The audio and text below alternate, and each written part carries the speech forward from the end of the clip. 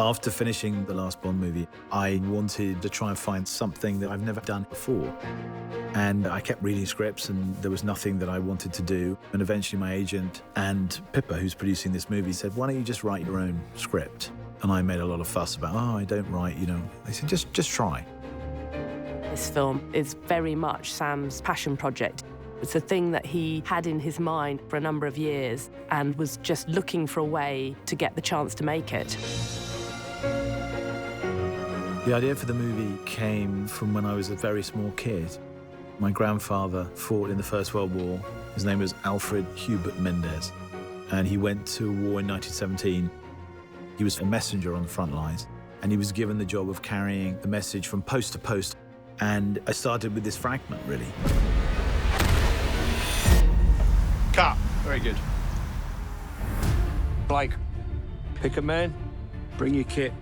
The movie's based around the journey of two men, and I wanted the audience to have a relatively new experience with those men. I wanted to feel that they didn't know them.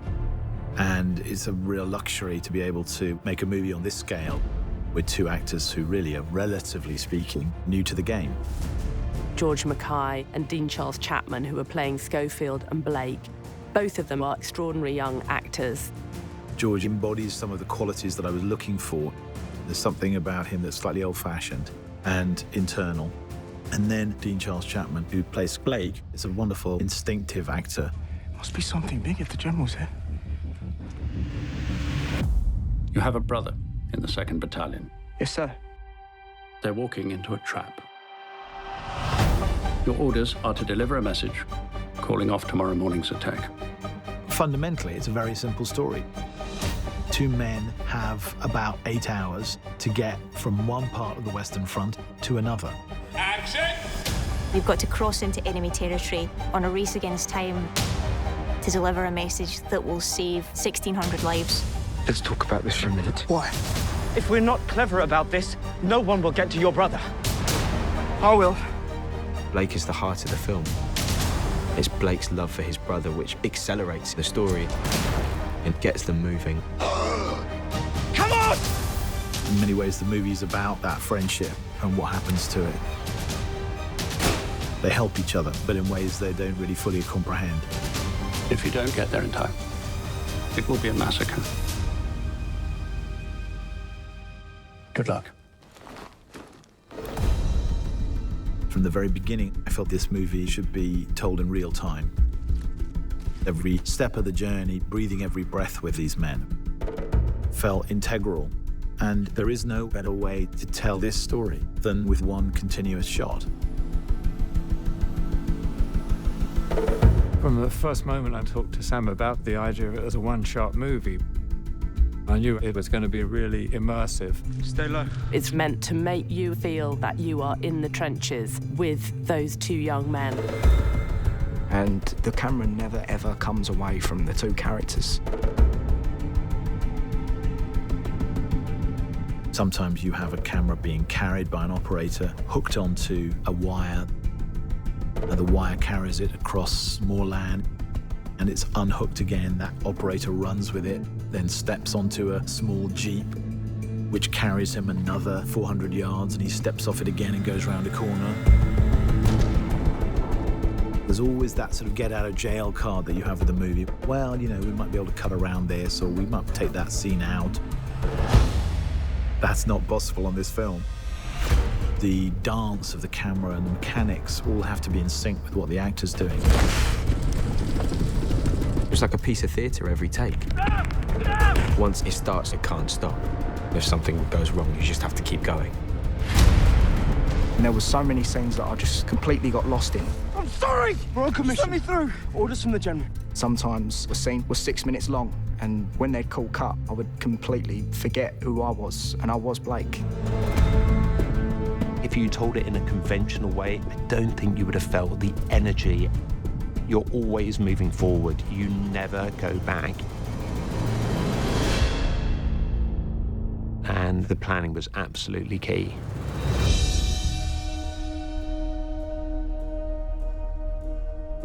The challenges of prepping this movie are the challenges of prepping a normal movie times about 5. We had to measure every step of the journey. In the early days of rehearsing, me and Jules, Sam and Roger turned up to this open field that was pretty much nothing there other than grass. And we had the script in our hand and we literally just walked and talked every single scene to see how long it took us to get from A to B. The scene has to be the exact length of the land, and the land cannot be longer than the scene, and the scene cannot be longer than the land. And so you have to rehearse every line of dialogue on location. And that's where it overlaps with doing theatre, because the world has to be crafted around the rhythm of the script. We had a lot of group conversations about the sets, whether it was over models or illustrations that Dennis had done. We wanted to understand the physicality of what we had to build. We built over a mile of trenches. To dig it was quite a task. When we were digging, we were still doing rehearsals. We were still staking out the trench lengths so that we could hone in the exact distances that we needed. You almost have to change the way you think about how we view movies as a viewer and how we make movies as a filmmaker. The art department, more than anyone, has been really affected just figuring out the scale of how large these sets need to be. It's a highly choreographed piece, so every inch has to be accounted for. It was an amazing amount of work. Every place that we went was a magnitude of problems to solve. You have all these locations that are basically just ground, and you have to create something out of it. Roger and Dennis had to work together to figure out a set that could incorporate where the camera needed to be, making sure it felt natural and organic within the scene. With the timeline and the ticking clock, when you start the film, there's no turning back. And the myriads of problems that come up, everything will hit you, and everything did hit us in order to create the spaces that we did. Let's go back to one. This film does not take place in a series of interiors. This is endless exteriors. No location ever repeats, so you're constantly moving through landscapes. Being such an exterior movie, we're very dependent on the light and the weather. And we kind of realized, well, for a start, you can't really light it. Action. Because, you know, if you were running down a trench and turning around 360 degrees, there's nowhere to put a light anywhere. And because we were shooting in story order, we have to shoot in cloud to get the continuity from scene to scene. So some mornings the sun would be out and we couldn't shoot. So we would rehearse. And we're rehearsing. And then we'd be waiting around, everyone with their eyes up in the sky, trying to see how long it'd take for the sun to move behind the cloud. And as soon as it comes over, you've got this 5-minute window. Everyone would be like, come on, go, go, go. Go, go, go! So you are also in the lap of the gods. One of the key elements in realising this film has been Roger Deakins' input. From the very early days, Roger was right by Sam's side, working out exactly what it was that Sam was looking for. Anytime I shoot a film, I want to put the audience in this world. Whether it's a fantasy world or a real world like 1917. There's a scene where they had all these flares going up over the top of the town, and those flares were lighting the whole scene.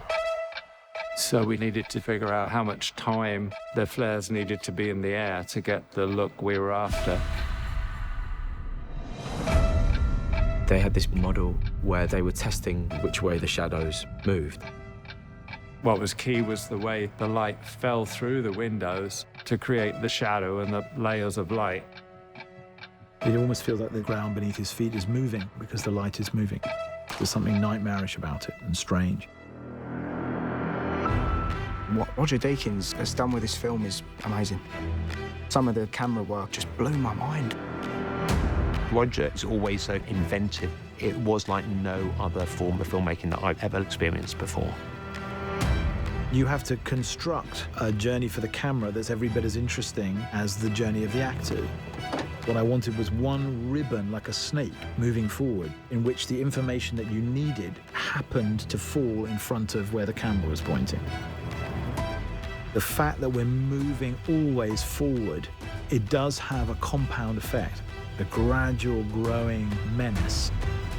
And that constant sense of threat of what isn't seen, of what might be around the corner, is baked into the DNA of this movie. There is only one way this war ends. Last man standing. It's really important that we don't forget the people who fought in the First World War. There's a duty to remember them and remember what they did. The things that these soldiers go through are horrendous. It's intimate in a way that I don't think any other war movie I've seen is. Until you actually see it on a screen, you don't really realize how immersive it is and how that technique kind of draws you into it. For me, engagement is very important, and that is behind the way in which we've decided to shoot this film. At the end of the day, you just hope you made something special that people feel personally about. When you achieve that, it's really beautiful and exhilarating.